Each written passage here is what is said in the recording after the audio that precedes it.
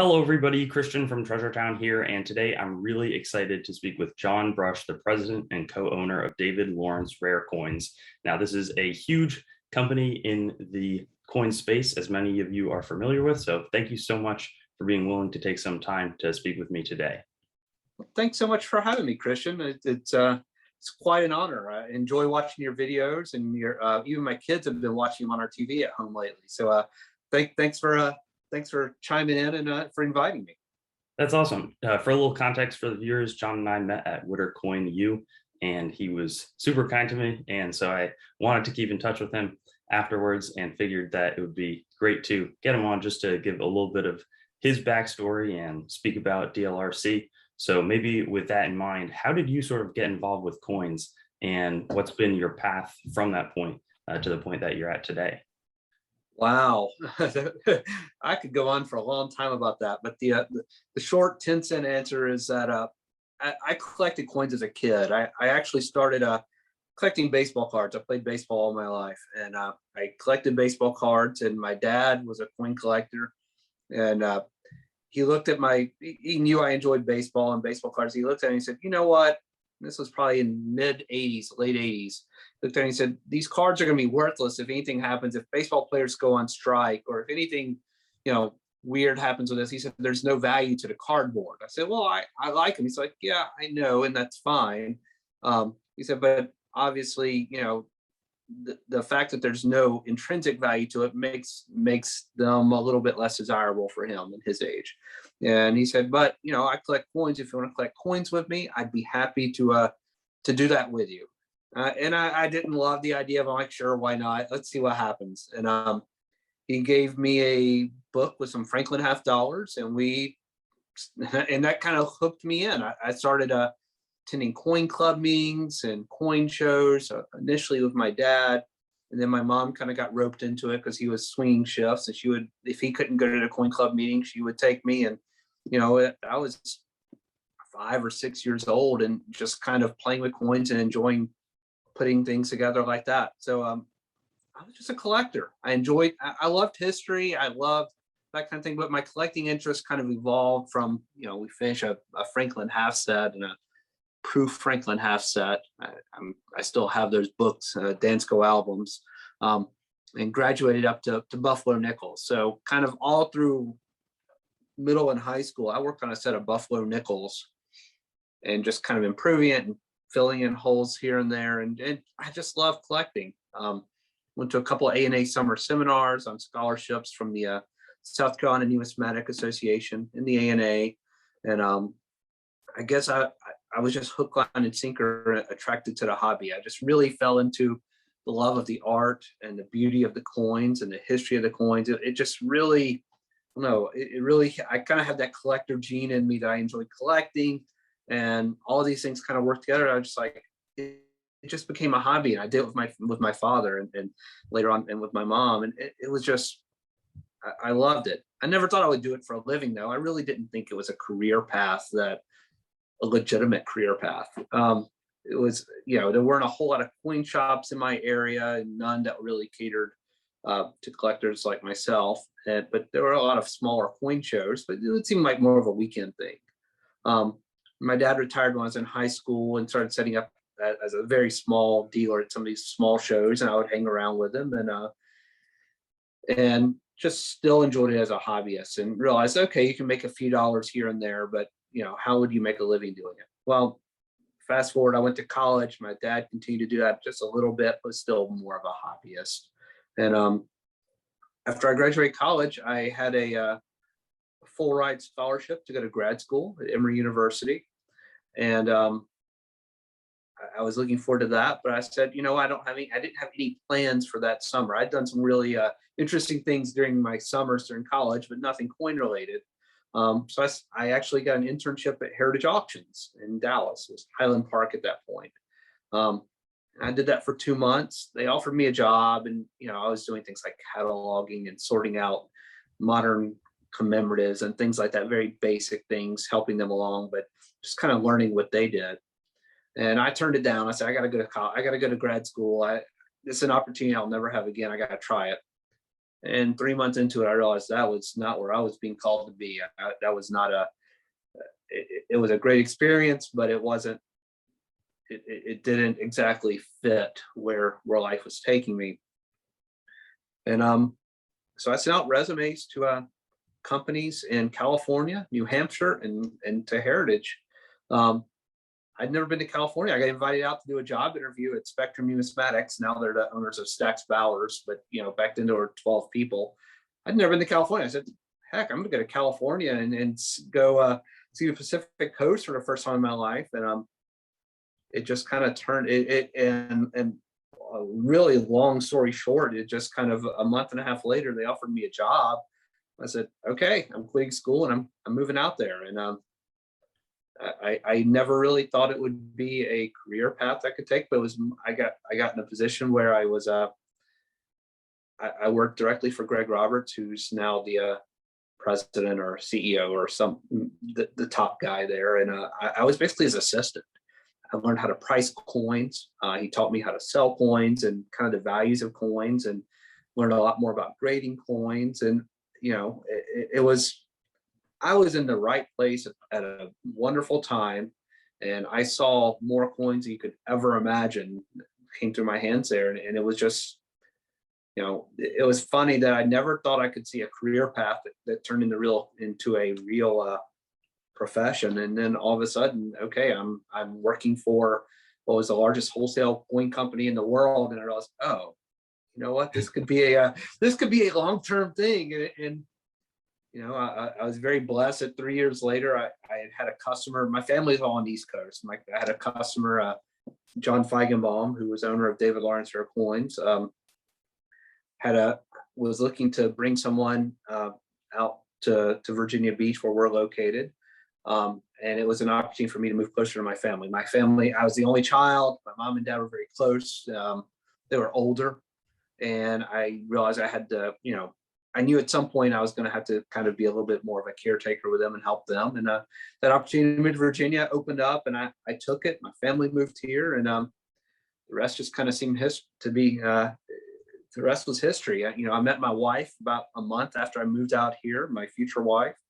And I don't know, it's still kind of a dream sometimes when I look at it, and I'm like, how did I end up here? But it's just like, providentially, I think that these places just kind of ended up being that it was just like it was meant to be. I was very blessed with it all, and like I love what I do, and it's been a fantastic ride. Wow, that's a wonderful story, and probably super inspiring for a lot of the viewers, because I get a lot of comments saying, how is there potential for a career in numismatics? And it sounds like, this is a really good example. And now you're the co-owner of David Lawrence, so it's kind of wild. I mean, there are people, and that's the funny thing about this. You don't realize that there are so many career paths in coins and just doing something you love, but dig a little bit deeper, there's so many, now that I see it now where I am, there's so many different things you can do that relate to coins. And that's kind of the fun part for me. It's like, you don't have to just sit and buy and sell coins. There's so many other things you can do, but you wouldn't really know that when you're like in high school or going to college, or even after that, unless you're really just kind of dive in and find it all kind of by accident, like I did. Definitely. I think, one thing that you mentioned was that you had met Feigenbaum. Was that he founded David Lawrence? Sort of, when was he founding that? And sort of, could you maybe do a little brief history of the company and how it's sort of changed over the years? Sure. So John's dad actually was the founder. His name was David Lawrence Feigenbaum. He started the company in 1979 and was basically setting up in South Florida at small shows and malls and things like that. He was a marine biology professor, and he got a job at Old Dominion University in Norfolk, Virginia. So they moved from Miami up to Virginia Beach, Norfolk area. And after a couple of years, he was on a tenure track professorship, and he didn't receive tenure for one reason or another. And he said, well, I guess I have to figure out what I'm going to do if that's not going to be if that's not going to be where I'm going to find myself eventually. so he started doing more of a mail order. It was a mail order business. It developed into from a setting up the small coin shows to a mail order business, and focusing mostly on barber coinage. And he was a huge barber dime quarter and half aficionado. I mean, he helped found the barber collector society, and with a couple of collectors, and that was kind of his focus. After a couple of years, it turned into, okay, we can make a real business out of this. Now, his son John was in college, and he was a computer science and kind of a desktop publishing kind of guy, and he was doing a lot of desktop publishing, doing price guides for people and mailing lists and things like that. And his dad eventually invited him to work with him. I mean, John was a stamp guy. He collected and sold stamps, but he knew coins because he had grown up around them. But they would set up at shows, and John would do stamps. His dad would do coins, and then eventually, David needed a full-time person. John came on board. He was doing all the mailing lists and that kind of thing, price lists, I guess. And John kind of became part of the company as well. I mean, it eventually grew, and the third employee they hired was Mary Lee, who did a little bit of everything, but she was in charge of our credit department for over 25 years, and she just retired in the beginning of 2021. So, it was really a family business. David eventually developed ALS, Lou Gehrig's disease, and later passed away from that. And John had kind of taken over the reins of the company before that occurred, and it kind of became John's company. And he grew it from a mail order business into an internet-based company, into an auction company. I mean, we auctioned the Richmond collection, which was at the time the collection that had at the time that it sold in 2005 and 6, I believe it was. It was the largest grossing collection to sell in public live auction. It brought well over $30 million or something like that in 3 different sessions. Now we've seen a lot of collections bring a lot more than that in recent years, but it was kind of a high watermark at that point for David Lawrence. Shortly thereafter, I was a bidder in those sales, but shortly thereafter, I actually met a guy that worked for John at an A&A summer seminar. We were taking a class together, and we just sat and had lunch, and that was kind of, I ended up selling a lot of coins to David Lawrence before I came to work for them. So they were just a client of mine that we were selling coins to. John was kind of the fabric of the company, and I worked for him for about 12 years. And he had the opportunity to partner with some other folks to purchase the Coin Dealer newsletter, what we refer to as the gray sheet in the coin business. It's kind of a wholesale price guide that's been around for 50 years. It was in Southern California. He had the opportunity to buy it. And, that was his passion, was kind of desktop publishing and marketing and that kind of thing. And so he looked at me and he said, well, I'm either going to shut down the company or sell it. He said, you've been running I'd been running the company because he had kind of stepped away and was doing more of the IT, the background, the software work for us, in advertising, marketing. He said, well, you know how the company runs. He said, if you want to buy it, you can figure out how to buy it, and we'll figure out how that can work, or I'm going to shut it down. And I looked at it and I said, we got about 17 employees. And I said, how on earth could we shut this down? Because I mean, this is a great place. I love the company. I love the people that we worked with. I said, well, I'm going to figure out how to buy the company. So it turned into about a year and a half long project, and I went through 3 or 4 people that were interested, collectors mostly, that were interested in helping to grow the company. And for one reason or another, it just didn't work out. There were a number of larger companies that were possibly interested, but it wasn't. The main thing for us was not to change the culture of the company and what we do. We're a family-based company. We're based upon collectors, and that's kind of what David Lawrence has always been. And to join something else would have been a massive change away from that direction. That wasn't anything that I would be interested in doing. And eventually I found a collector by accident, Deloy Hansen, who some of you guys may have known, he's turned into kind of a mega collector in the last 6 or 7 years. I, he was looking to figure out what his password was on our website one night before our auction ended. Sent an email in, said, "Hey, I need some help resetting my password." And it was on a Sunday evening. My wife was out of the house, and I had my kids at the house who were probably 4 and 5 years old, and I was watching them. And that is never a good time to pick up the phone and call someone, just in case you're wondering. When you have 2 boys wandering all over the house, our house is loud. I mean, they're fun and they're always playing, but it's a playful noise. But I said, well, I had no idea who this guy was. I said he had bought a couple of coins from us, but I said, you know what? I'm going to do the good customer service thing, pick up the phone and call and help him out. Picked up the phone, called him, and an hour and a half later, I hung up the phone. And I mean, he told me about his goal of completing a collection of all regular issue U.S. coins from 1792 to present. And I looked at, and I sat there, I said, either this guy's crazy, well, he might be crazy, but either this guy's delusional or this guy is like a collector like we've not seen in the last 40 years. And then he started telling me about all of his businesses and what he did. And I realized, okay, he's crazy, but he knows exactly what he's doing. And I looked at him and I said, and I just asked him halfway through the collection, I'm like, through the conversation, I said, "Boy, you're partners in so many businesses. You have thousands of employees in your companies." I said, "Why have you not tried to buy a coin company?" He said, "No one's ever asked." I said, "What?" I said, "Well, I might just have something here for you."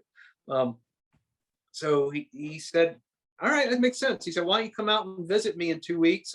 I'll show you the vault that I just built in the start of my collection, and bring a balance sheet. We'll talk about it." And so 2 weeks later, I was on a plane flying out to Utah, and had breakfast with him. He said, "Okay, let's buy the company." Okay. He said, let's make it, let's be 50-50 partners in it. Let's make it make sense for both of us. And you can help me curate my collection, and I will help you to grow the company. I said, "Done deal. Let's do it."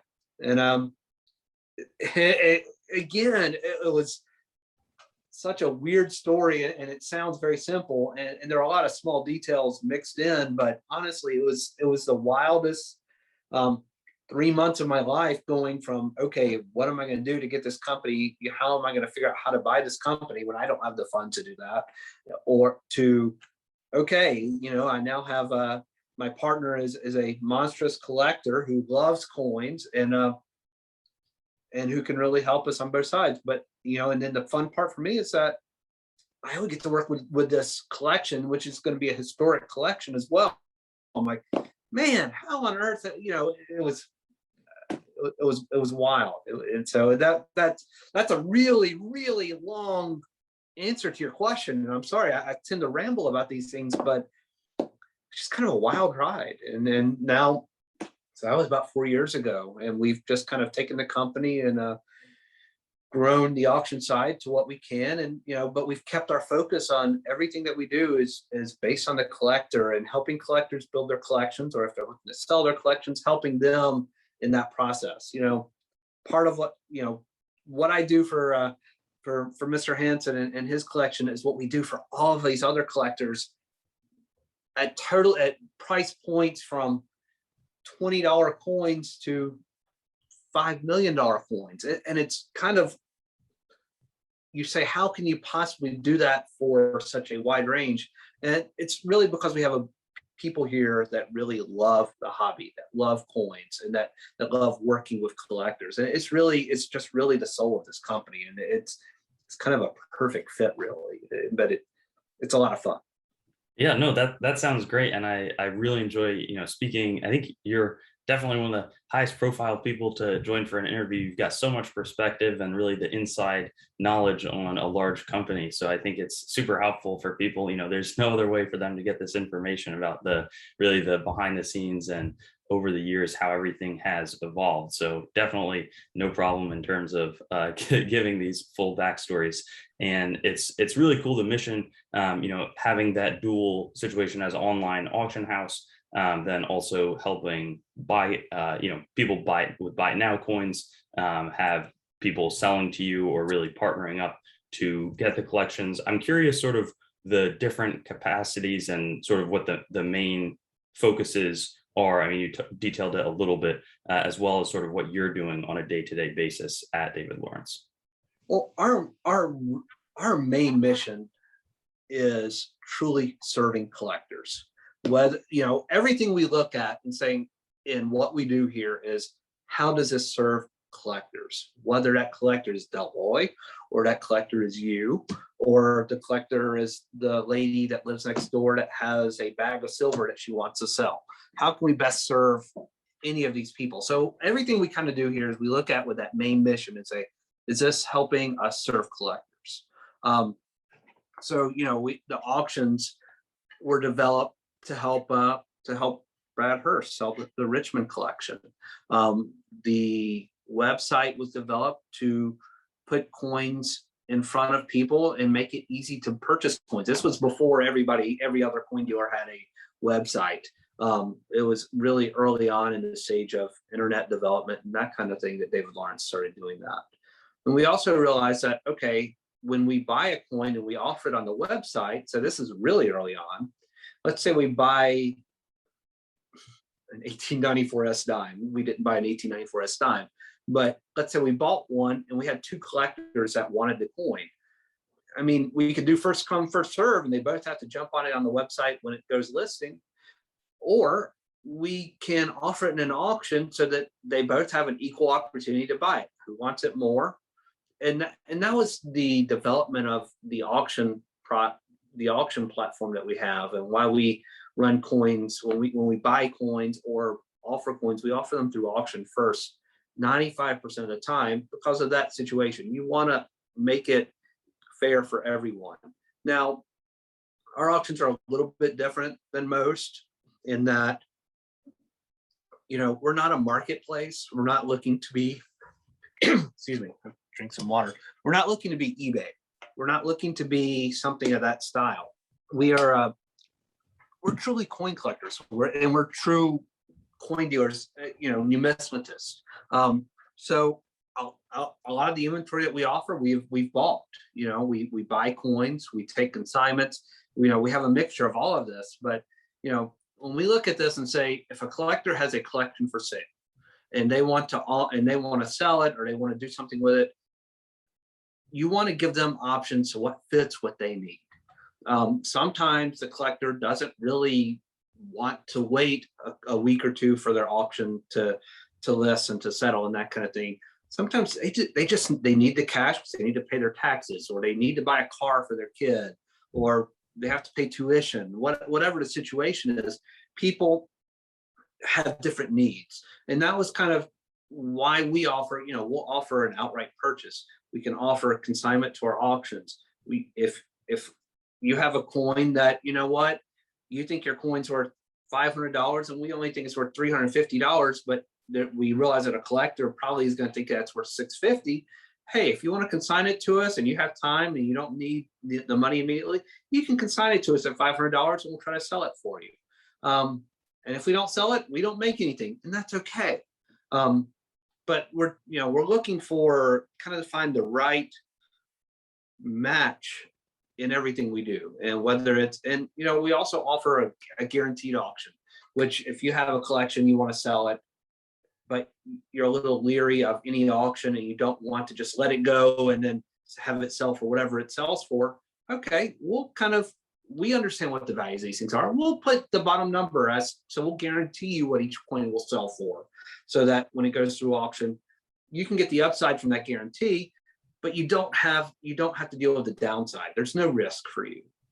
So all of those kind of things are kind of trying to figure out what the needs are for collectors. It's also why in our auctions, we got rid of buyer's fees. We looked at that and said, it is incredibly difficult to buy coins at an auction and to figure out, what am I paying? If you're buying at 5 different auctions, you might see 3 different buyer's fees. How on earth?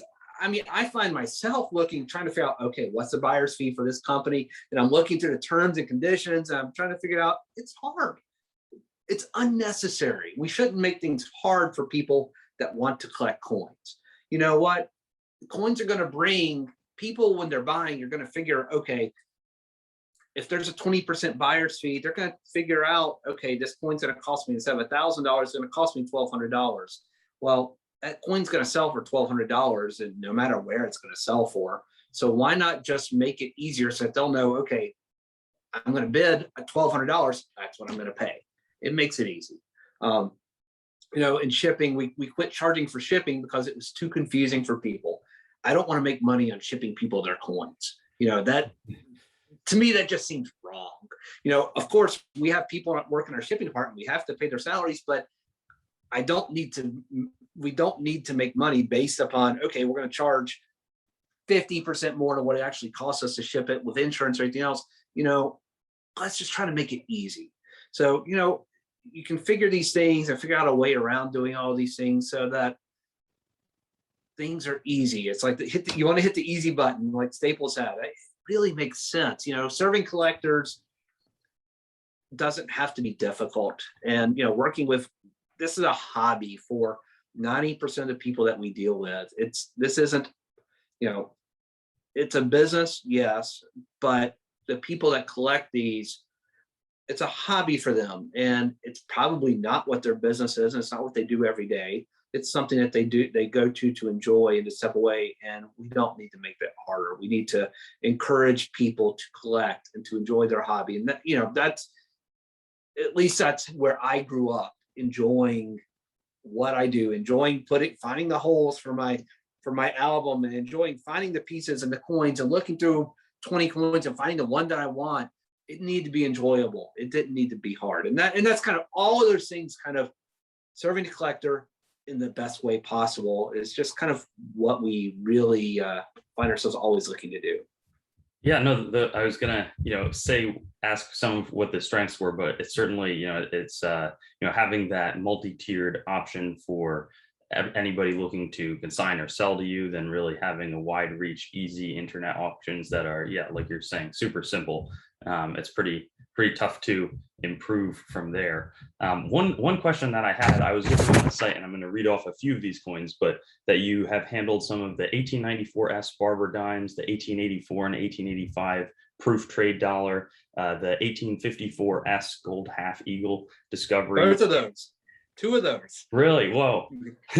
That's all. And then the last one, I was going to say the 1804 proof Great Bust dollar, in addition to sort of what you had mentioned before, the many tens of millions Richmond collection. But how do you sort of approach these larger coin auctions? It's not a question I get to ask too many people. Nobody's telling at that level. That's pretty cool. Oh my goodness. How do we approach those? With fear and trepidation always. So the Richmond collection was a little bit before my time here, so I can't speak to how that worked on the David Lawrence side. But the first, I remember bidding on the 1804 dollar, the proof 62. That coin came up in a heritage auction. I was at Disney World with my kids, and maybe I was there with one of my kids. No, I believe, I was there. Actually, I was at Disneyland with one of my kids before the Long Beach auction where that coin was going to sell. And Deloy and I had talked about it previously before the auction, when it first came up for listing. But we were like, okay, this coin's gonna bring such and such. We thought it was gonna bring a little bit really strong money, so we kind of stayed away from it. And then he called me up, and I remember I'd just gotten off the Radiator Springs cars ride, and I was standing there, and I was like, oh, okay, I need to answer this call, because I always try to answer this call whenever I can. So I told my son, I said, just hang out here for a second. And he said, I'm really thinking about this 1804 dollar. He said, what do you think is going to happen? And I said, well, actually, I'm not hearing a lot of people that are interested in the coin. So there's a possibility that this coin might sell too cheaply in the auction. He said, okay, if it does, let's figure out how to buy it. I said, okay. So we discussed it, and we discussed the level of the bid on it.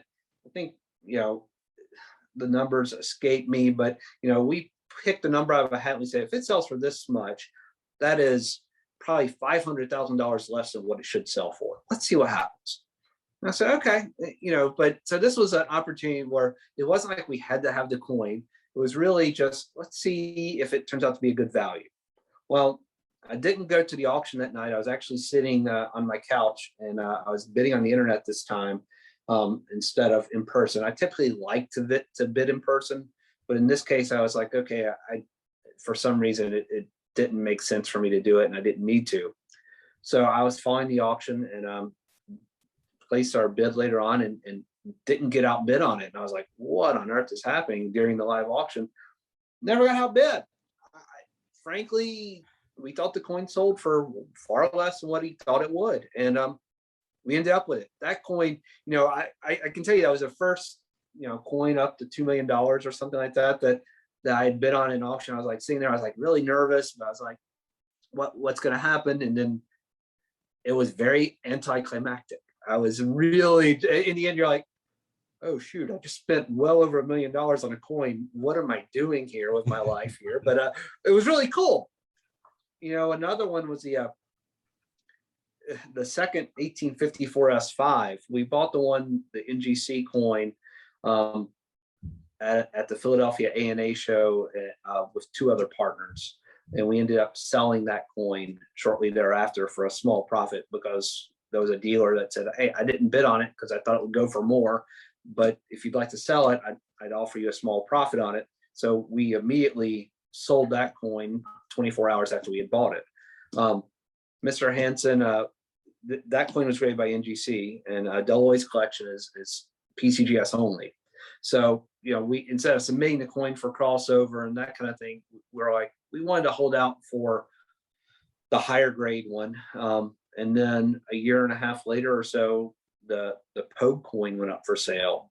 It was in March of 2020. It was supposed to be in a Baltimore auction, and the week before the auction is basically when the country started shutting down because of the pandemic. And Deloy and I talked about this coin since they've been advertised for sale for 3 months, and said, this is the coin we want to buy. What's it going to sell for? And we had no idea what would happen. Well, I was absolutely going to bid on this coin in person. And the pandemic arrived, and like, what on earth are we going to do? And this story is a good story for another day, but it ended up, flew out to California during the middle of a pandemic on a private jet with 5 other coin dealers, which was wildly ridiculous. Sat in Orange County where all the restaurants were closed. We had the last night out before the restaurants were closed, eating with 3 other coin dealers. And then basically we were going back from our hotel to the coin auction and auction lot viewing at Stacks Bowers, and basically interacting with absolutely no one else, because we had no idea what was going on with the coronavirus, the COVID-19 thing at that point.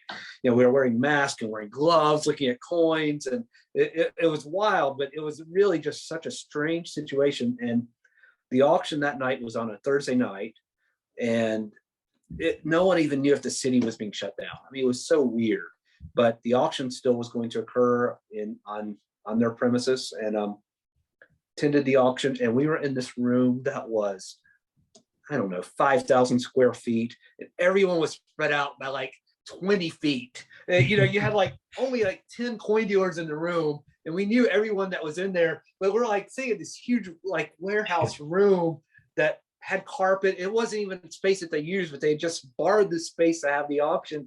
We're sitting here, this is like the weirdest auction experience of my life. And this 1854 S5 that we thought could sell for $4 million was selling at the very beginning of the pandemic, and no one knew what was going on in the world. And we ended up winning that coin again for less than what we thought it would sell for. But everyone at that time, but at that time it was like, can you really spend $2 million on a coin in the beginning of a pandemic where we have no idea what's going to happen here? And so you're either crazy or you're buying it at the perfect time, but you don't know until hindsight. And we ended up winning that coin. It was that whole trip, just when I look back, I'm like, it was wild. It's not like going to King Farouk sale in Egypt back in the day, but this was kind of a weird modern day experience for an auction, and buying a $2 million coin that has only gone for sale once in the previous 40 years. It's a once in a lifetime opportunity. And this was the one we wanted. It sold for the price. We loved the price. And but it was just such a cool opportunity to own such a historic rarity. And you know, the fun part is to say that, you know, I've handled both of the 1854 S5s that are available for public consumption, and it's just kind of fun. I mean, that I love history, and I'm, to know me is to know that I'm not I say I'm humble, but it's probably not the right word for it, because you can't say you're humble. But I'm not that kind of person that just says, "Oh, we made history." You know, I'm more of a person that appreciates history, and then to be able to say, "Wow, I own two of the 1854 S5s that ever become for sale." And my dad was living. My mom had passed away by the time of that auction. My dad was living with us. My dad had a couple of strokes, so he was pretty much immobile. And I went home. I said, "Dad, guess what we just bought? We just bought an 1854 S5." And I actually had the coin. I was able to show it to him. I was like, "You'll never be able to hold this again in your life. You've never even seen one." But I was like, you know, to me, that was just kind of like, wow, you know, those kind of coins are incredibly rare, super cool, super historic. But that's kind of the fun part of working with the Henson collection, is that these kind of coins, when you have the opportunity to work with them, you know, it's just there's a story behind each and every one of them, and the history behind the coins is amazing. But then the story about how the auction occurred or how we ended up acquiring it, to me, is also part of the fun part. You know, I don't actively collect coins now because I don't want to compete with my customers, and I handle some super interesting coins that I'd love to own, but I look at them like, you know what? But then I'm taking away the opportunity for a collector to buy this coin, and I don't feel right with that. But I collect things that are associated with the coins that we buy. Like I have the bitter paddle from the 1854 S $5 when I was attending the auction with 20 people. You know, I have the auction catalog where I took my notes, or, you know, I might have the 94 S dime that we handled. I have an old Capital plastic holder when it was in the Jerry Buss collection. You know, he was the owner of the Lakers. I'm like, at that point, I was like, it's just kind of a cool part of the coin to me. So all of these small things that kind of go around it. I like the periphery things because no one else would understand the value of a holder that had a 94S dime in it from Jerry Buss. But to me, I'm like, look, I've got kind of this piece that goes with it. So, you know, memories and the historic remnants of it make it kind of fun. Yeah, no, it's really just fascinating to hear these stories that I had, you know, no idea were out there. Obviously saw it that, you know, that David Lawrence had handled them, but there's so much around coins, you know, the experiences, whether it's sharing it, you know, as I do a little bit with my dad, sort of different capacity for me, but having, you know, the community around coins and the history of the coins and around them, I think it makes it a really special hobby, and just contributes a lot overall. I know that you had mentioned it was kind of tough timing, or in the beginning of the COVID pandemic. March 2020 has been a hot coin market since. What does that sort of mean for you and the company? Wow. Well, the day we left California, again, with those 5 coin dealers, and these people were spread throughout the country. So it's kind of weird. You know, that day we stopped at maybe 4 airports on our way from Norfolk, Virginia, went to New Jersey, to Oklahoma, to California. You know, that was a weird. And then on the way back, I was the last stop. I was the last person to get off. So it was a weird. I'd never flown in a private jet anyway, so that was kind of a weird experience in itself. But when we got back home, you know, I had these coins, and, you know, but we had no idea what was going to happen with the coin market. And then a week later, I actually looked at our website traffic. And the day the pandemic began, our website traffic, when I say it began, it was whatever that week was in March, it reached like a low that I have never seen in the past 5 years. And the next day, as things started, you know, over the next 3 days, the traffic spiked to numbers that we had never seen before. It's like, what is going on here? And it was like someone turned on a spigot after that auction, and everybody realized, okay, maybe we're stuck at home now. We have nothing to do. Let's find something to do. And I think what we saw was a huge increase in collectors that really just hit the market all at one time. You know, you had business owners and things like that. You had businesses that were really, really struggling. like the neighborhood restaurant. I mean, it's awful when you see these things, but hotels. I mean, we're in a very much a tourist-based city here in Virginia Beach, and tourists and Navy. It's military base and tourism. That's what we have here. And you saw the hotels and the restaurants who were really suffering, but you saw all these other businesses that things just kind of took off for them. I mean, maybe not commercial real estate because no one wanted to go to the office, but we saw everybody else we saw such a uptick in people that were staying at home, working from home, and looking for something else to do in their time. I think they returned back to their hobby from maybe when they were growing up. A lot of people did that. And we also had a lot of people that looked at it and said, well, I'm taking my money out of the stock market because the stock market is so high. Let's put it in something tangible. So you had all of these people coming into the hobby at one point and just starting collecting or restarting and rekindling their hobby. And since then, I mean, the coin market has been hotter than we've seen in a long time. I mean, if you were a coin dealer and you had an internet presence or you had a way of selling your coins that did not involve going to local or regional coin shows, business really took off. And then when you see the people that were setting up at local coin shows, they started selling coins to the people that did have the internet presences and that kind of thing, because they needed coins. I mean, we turned into a point of, I bought a lot of coins in that sale in March, but that was the last real coin event that we had in a long time. I looked at this and said, okay, we had 8,000 coins in inventory at that point in March. What is this? What is going to happen here? I said, well, we're not going to have coin shows. We're not going to be able to buy coins. I don't know if people are going to buy coins, but then when that spigot turned on, people started buying coins. Our inventory levels started dropping because we couldn't replace them. I mean, it was such a crazy time. I mean, it hadn't been like this in years.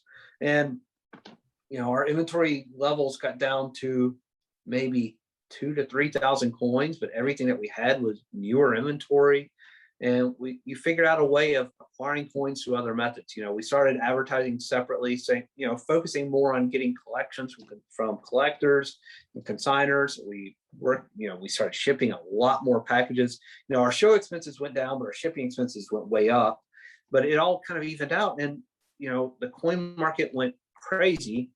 And now I'm sitting here in September 14th, 2021, and I look at this, I'm like, it hasn't calmed down.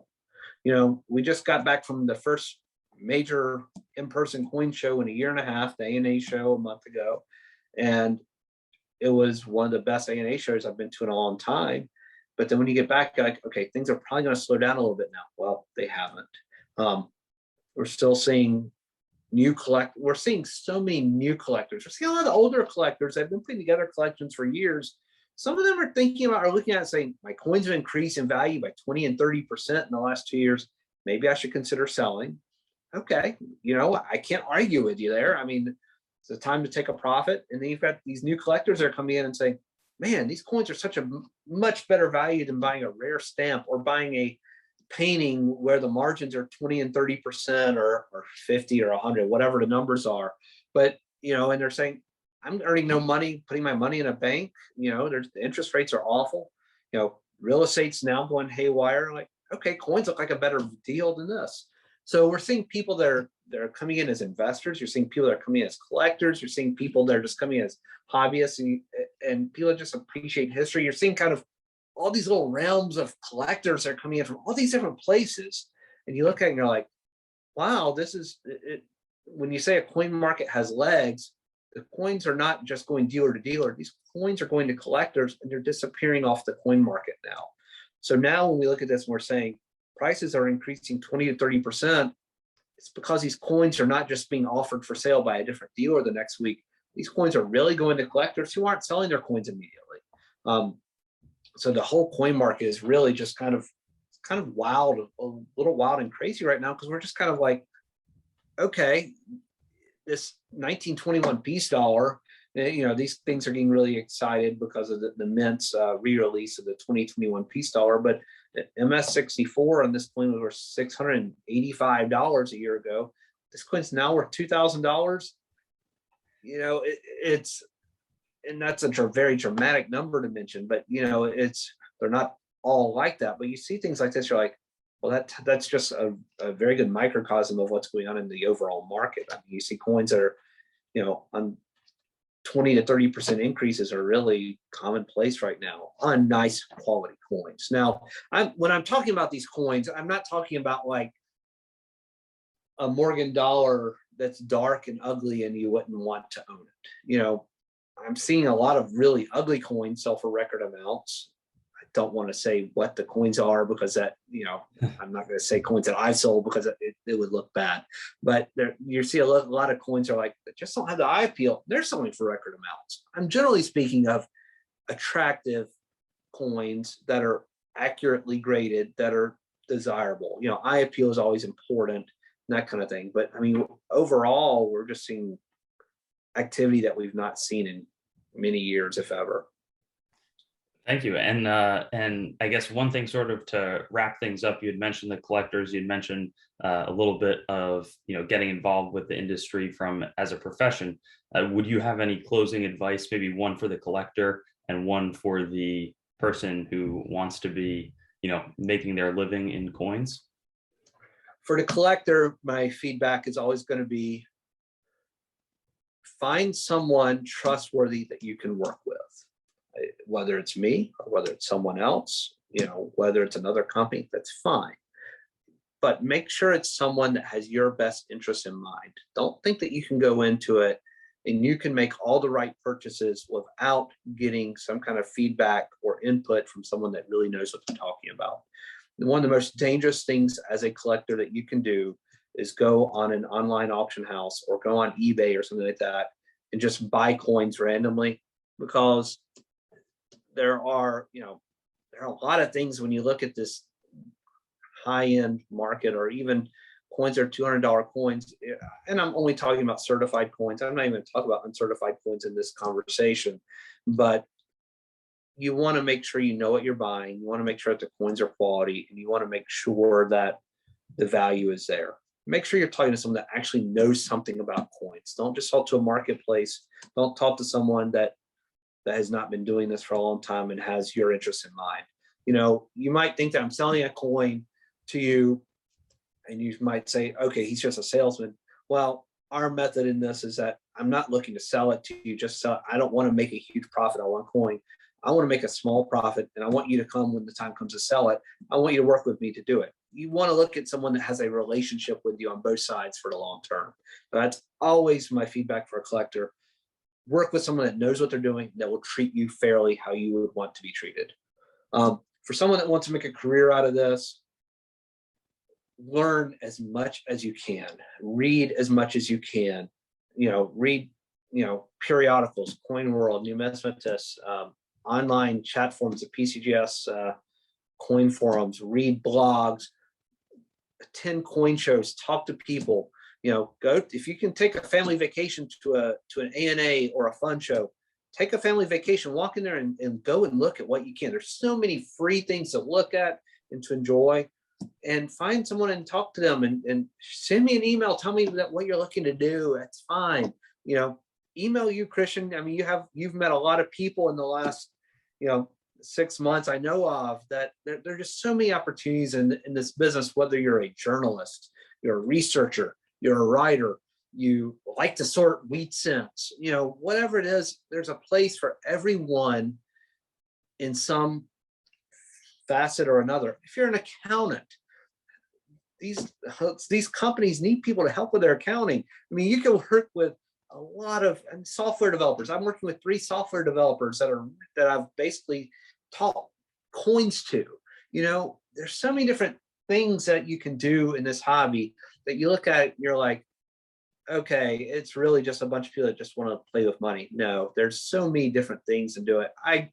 Growing up as a son of a collector, I never thought I would do this. I never knew this stuff was out there. But when I really dove into it, attended ANA summer seminars, and people were kind enough with their time and just were willing to share with me what they did or the options that the things that they were involved in, I realized, okay, even if I'm just a history major, a religion major with a history minor, you can look at all of these things and say, okay, there's a place for so many different career paths and so many different talents that it's like really like any other business, but you just have to be able to, it's such a small industry, you just have to work to figure out what you enjoy and figure out where that path might lead you. You know, I'm happy to share with anyone. I had people talking to me about education paths, people that are writers that want to be researchers, you know, people that didn't even know this is a real business, you know, and they're looking at, I'm like, oh yeah, we can get you a job doing that over there. Or it's fun. I mean, if you're a politician, you know, there's a ton of, you know, I'm the chair of the National Coin and Bullion Association, which is basically it's not a lobbyist group, but it's a watchdog for collectors and dealers that pay attention to tax laws throughout the states and throughout and federal and on a state level. You know, there's so many different things around the world that you can really deal in this, and you can see the world if you want to travel, or you can stay at home and work from your basement for the rest of your life. There's just so many different things to do that reach out, learn as much as you can, and have fun doing it. You know, make sure you're enjoying it. That's the most important part, because if I wasn't enjoying this, I couldn't be doing it. But this is really a passion. It's so much fun to be able to do this on a daily basis. Every day is different, and I would highly recommend it. Even if you're a collector and you don't want to do it for a living, that's fine. But you can be involved in as many ways as you want, and it's truly it's so much fun. I love what I do. Wow, thank you so much. This has been unbelievable. I've learned so much, and I'm sure there's going to be so many viewers that have the same experience. So thanks again for coming on today, and I'll hope to see you at a show or somewhere else in the future. And just want to thank you again. Thanks for having me, Christian. I look forward to seeing you again soon, even if I have to pop up to see you in college. Best of luck to you with everything, and look forward to speaking with you again another time very soon.